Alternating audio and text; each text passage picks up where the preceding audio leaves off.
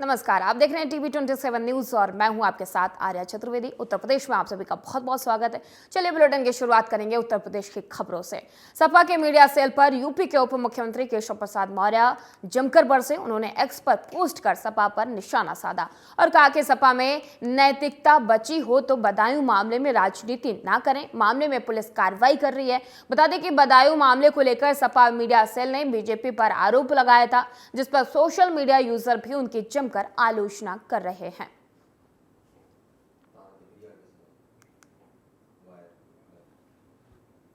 बदायूं में दोहरे हत्याकांड के बाद अब सियासत शुरू हो गई है। सपा और बीजेपी एक दूसरे पर जमकर हमलावर हो रहे हैं। समाजवादी पार्टी ने आरोप लगाया कि बीजेपी अपराधियों को संरक्षण देती है। सपा के मीडिया सेल ने एक्स पर पोस्ट किया और लिखा कि यूपी में दंगा फसाद सांप्रदायिक तनाव खड़ा करके बीजेपी चुनाव जीतना चाहती है और इसी कारण ऐसी घटनाओं को खुद अंजाम दिलवा रही है।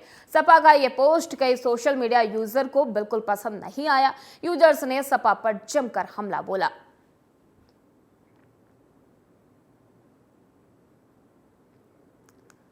और समाजवादी पार्टी ने पीलीभीत लोकसभा प्रत्याशी उम्मीदवार का नाम घोषित किया है। पीलीभीत लोकसभा से समाजवादी पार्टी ने भगवत शरण गंगवार को टिकट दिया है और भगवत शरण गंगवार बरेली के नवाबगंज विधानसभा से 5 बार विधायक रह चुके हैं। बदायूं कांड में सपा की प्रतिक्रिया पर बीजेपी ने पलटवार किया। बीजेपी प्रवक्ता राकेश त्रिपाठी ने कहा कि बदायूं की घटना पर सपा घटिया राजनीति कर रही है। अगर सपा की सत्ता होती तो अपराधियों को संरक्षण होता। योगी सरकार में अपराधियों के खिलाफ कठोरता से कार्रवाई हो रही है और इस मामले में भी अपराधी के साथ पूरी कठोरता बढ़ती गई है। बदायूं की घटना हैरान करने वाली है, रोंगटे खड़े कर देने वाली है, बहुत दुख उत्पन्न करने वाली है। लेकिन ऐसी घटना पर समाजवादी पार्टी घटिया राजनीति पर उतर रही है, घटिया राजनीति करके व्यर्थ के आरोप कर रही है। जबकि सच ये है कि योगी आदित्यनाथ सरकार ने ऐसे किसी भी मामले में पूरी कठोरता से कार्रवाई करने का हमेशा उदाहरण दिया है। इस मामले में भी एनकाउंटर करके अपराधी को मार गिराया है। अगर सत्ता सपा की होती तो समाजवादी पार्टी की सत्ता में ऐसे अपराधियों को सत्ता का संरक्षण होता और समाजवादी पार्टी अब भी व्यर्थ के आरोप प्रत्यारोप कर रही है। बेहतर होता कि वो पीड़ितों के जख्मों पर मरहम लगाने का काम करती। अगर मरहम नहीं लगा सकती तो कम से कम नमक तो ना छिड़के। बदायूं मामले पर केंद्रीय मंत्री भानु प्रताप वर्मा ने बयान देते हुए कहा कि बदायूं सीट से समाजवादी पार्टी के नेता शिवपाल यादव चुनाव लड़ रहे हैं और इसलिए सांप्रदायिकता फैलाकर समाजवादी पार्टी वोट हासिल करना चाहती है। जनता पार्टी जो बनी है वो देश के लिए काम कर रही है। देश प्रगति कैसे करे, देश आगे कैसे बढ़े। तो बदायूं की घटना जो हुई है, आपको स्पष्ट समझ में आता है कि उस अल्पसंख्यक बंधुओं के लड़कों ने उन बच्चों को बुलाकर किस तरीके से गला रेत दिया और रेतने के बाद उन्हें ताला लगा के भाग गए। मेरी बच्चों को जैसे कोई मतलब ही नहीं था सारी चीज़। तो क्या है, ये समाजवादी पार्टी के लोग ही ये आतंक फैला रहे हैं। वो ये माहौल बना रहे हैं कि किसी तरीके से ये वोट हमारे पक्ष में आ जाए, सारी चीज़ें। जबकि भारतीय जनता पार्टी सबके लिए, सबका साथ, सबका विकास, सबके विश्वास के साथ काम कर रही है। अगर वो इस तरीके से बात कहते हैं तो स्वयं अपने गलेवान में झाँकें तो उनके लिए क्यों सारी बातें कर रहे हैं। उन्होंने अगर मारा है, उन्होंने उन 8 साल और 11 साल के बच्चों को अगर निर्दयी हत्या कर दी, गला काट दिया, अकारण काट दिया, तो इन्हें समाजवादी पार्टी को कहना चाहिए गलत काम हुआ है भाई।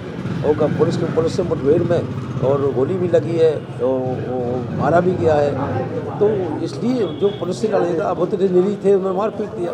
पुलिस से लड़ेंगे तो क्या होगा अंजाम। गोंडा जिले के वजीरगंज थाना के विकमपुरा गांव में अचानक शॉर्ट सर्किट से आग लग गई और आग की चपेट में आने से 5 घर पूरी तरीके से जलकर खाक हो गए। ग्रामीणों ने बड़ी मशक्कत के बाद आग पर काबू पाया। प्रशासन ने इस आग लगने के कारण की जांच के आदेश दिए हैं। गाजीपुर में मोहम्मदाबाद कोतवाली पुलिस ने देर रात हुई मुठभेड़ में घायल 2 अपराधियों को गिरफ्तार किया है। मुठभेड़ में पुलिस के जवाबी फायरिंग में 2 बदमाश पैर में गोली लगने से घायल हो गए और पुलिस ने गिरफ्तार बदमाशों के पास से 2 तमंचे समेत बाइक और नकदी बरामद की है। लखनऊ में बदमाशों के हौसले लगातार बुलंद होते जा रहे। ताजा मामला लखनऊ के पारा इलाके का है, जहां एक बदमाश ने महिला की गले की चेन पर हाथ साफ कर दिया। घटना का वीडियो भी सोशल मीडिया पर वायरल हो रहा है। और गाजियाबाद पुलिस का अवैध नशे की कारोबारी के खिलाफ अभियान जारी है। आपको बता दें कि गाजियाबाद क्राइम ब्रांच ने 3 नशा तस्करों को गिरफ्तार किया है।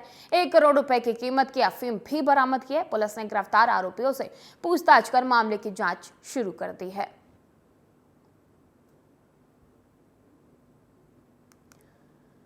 और बुलंदशहर में होली से पहले पुलिस को बड़ी सफलता मिली है। पुलिस ने 3 शराब तस्करों को गिरफ्तार किया है। गिरफ्तार शराब तस्करों के कब्जे से 500 लीटर अवैध अंग्रेजी शराब बरामद की गई है। पकड़े गए अवैध शराब की कीमत करीब 6 लाख रुपए बताई जा रही है।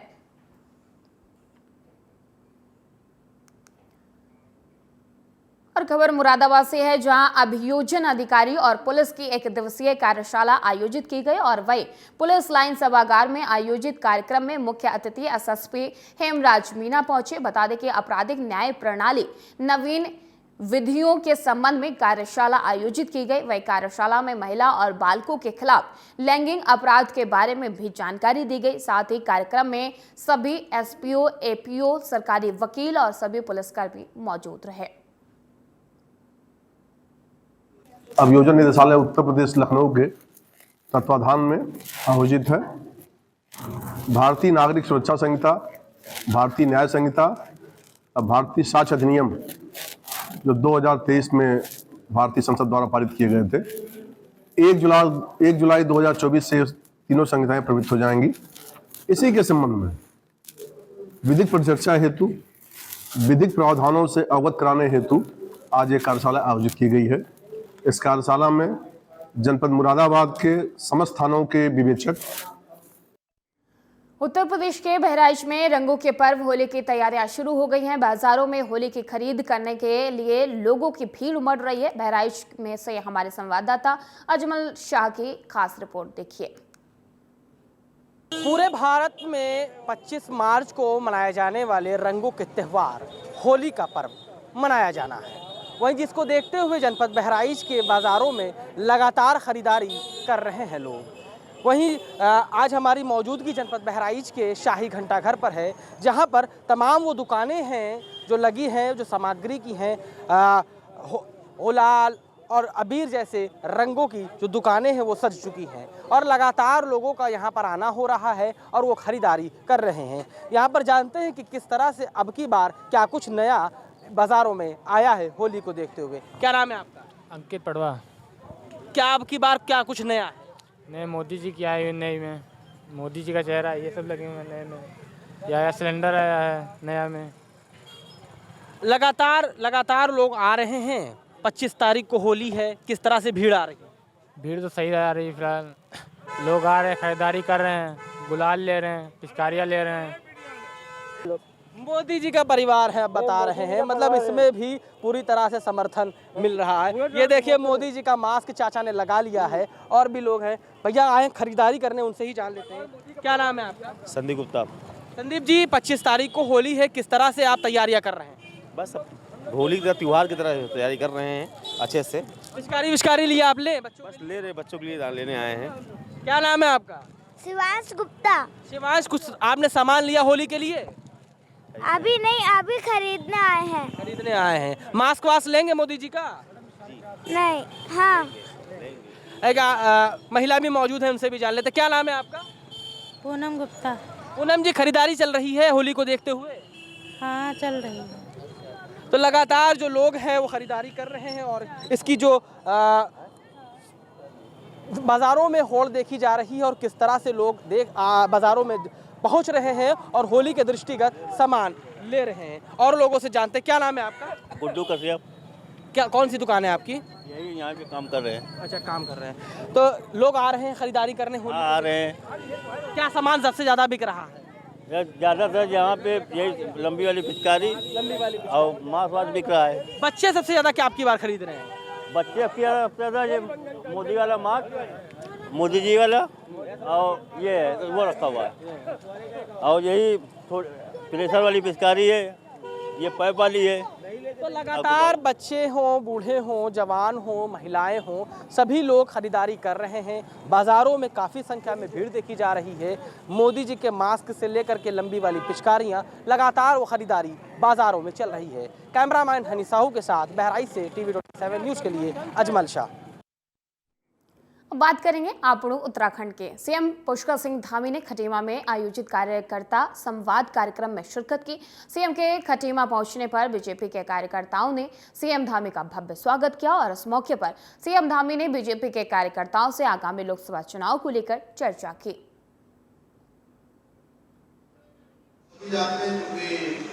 संवाद अगर करेंगे तो संवाद काफी देर तक हो सकता है, मैं जानता हूँ, लेकिन आप सब लोग अब इस समय संवाद से ज्यादा क्या है कि काम करने पर हम सबको ध्यान देना है। संवाद हम लोगों का लगातार हो चुका है। मैं समझता हूँ कि सबकी तैयारियां भी पूरी हो गई हैं, क्योंकि आज 20 तारीख है और आज से ठीक 30 दिन बाद, 30 या 29 दिन बाद हमारे इस लोकसभा क्षेत्र नैनीताल उधमसिंह नगर का चुनाव संपन्न हो जाना है और 2-3-4 दिन आपके अभी होली के भी कार्यक्रम हैं।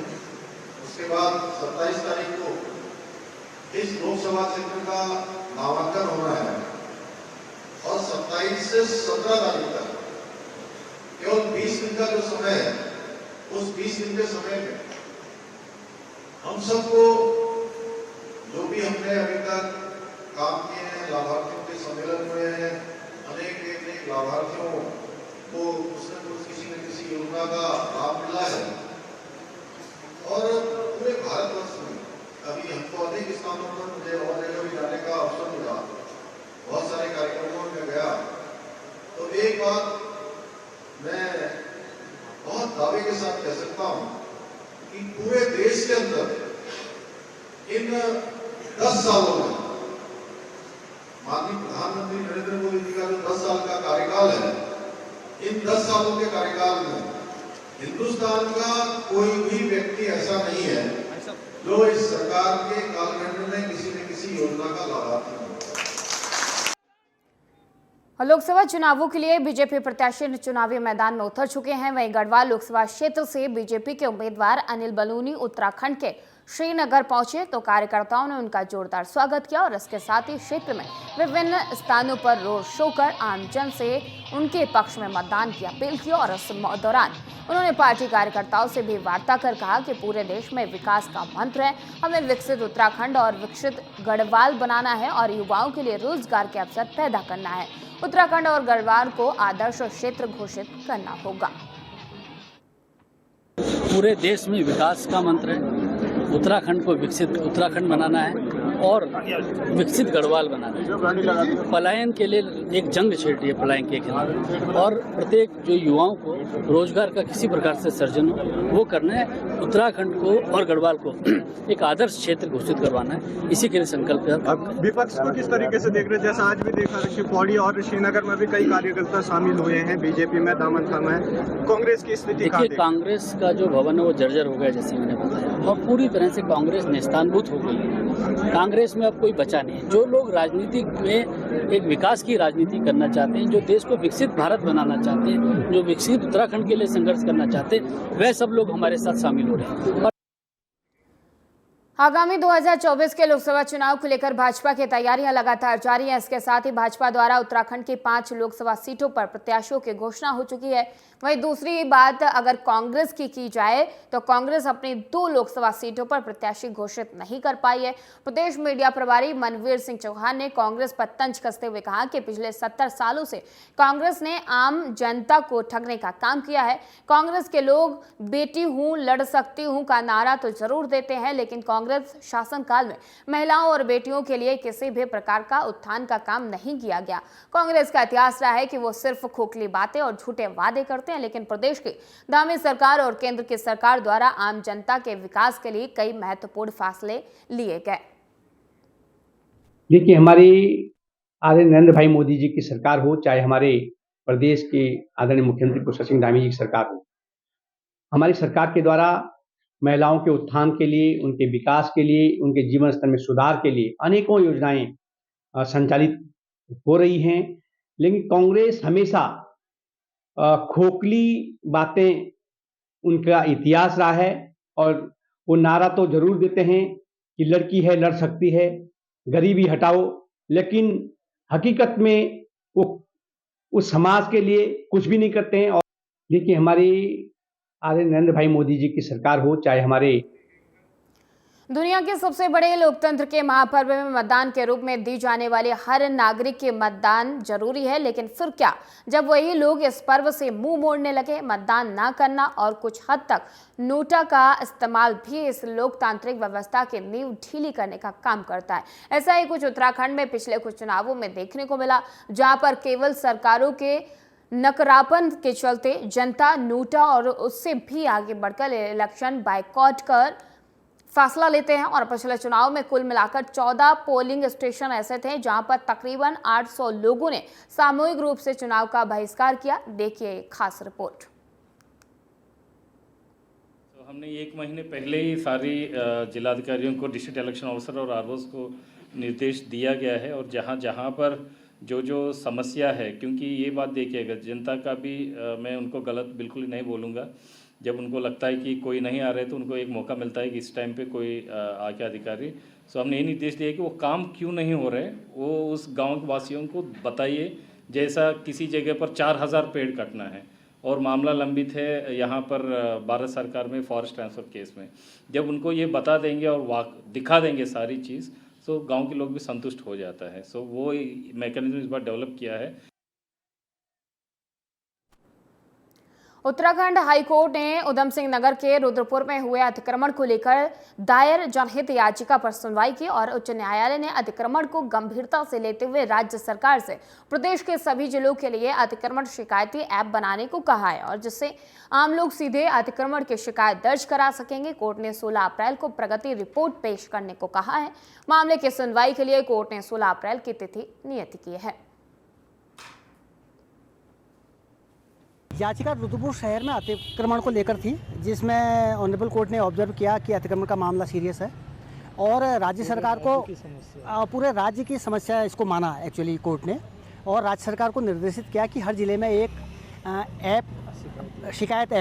अतिक्रमण शिकायत ऐप तैयार किया जाए, जिस पर कोई भी जनसामान्य नागरिक एप्लीकेशन उस ऐप में अपनी शिकायत दर्ज करेगा अतिक्रमण के मामले में, और राज्य सरकार अतिशीघ्र इस चीज़ को, मामले को कंसिडर करेगा और अतिक्रमण के मामले में निर्णय लेगा। 16 अप्रैल की अगली तिथि नियत की है, जिसमें राज्य सरकार को बोला कि प्रोग्रेस रिपोर्ट आप लेके आए। उत्तराखंड में बड़ा सड़क हादसा हो गया, जहां एक बोलेरो कैंपर गहरी खाई में जा गिरी और इसमें सवार 2 लोगों की मौत हो गई। यह हादसा ऋषिकेश बद्रीनाथ हाईवे पर से शिव नंदी के पास हुआ है, और वहीं सूचना मिलने पर पुलिस और एसडीआरएफ की टीम घटनास्थल पर पहुंची और वहां पहुंचकर एक शव को बरामद किया। वहीं दूसरे व्यक्ति का शव वाहन के नीचे दबा हुआ था, जिसे एसडीआरएफ टीम ने कड़ी मशक्कत के बाद वाहन को काटकर बाहर निकाला।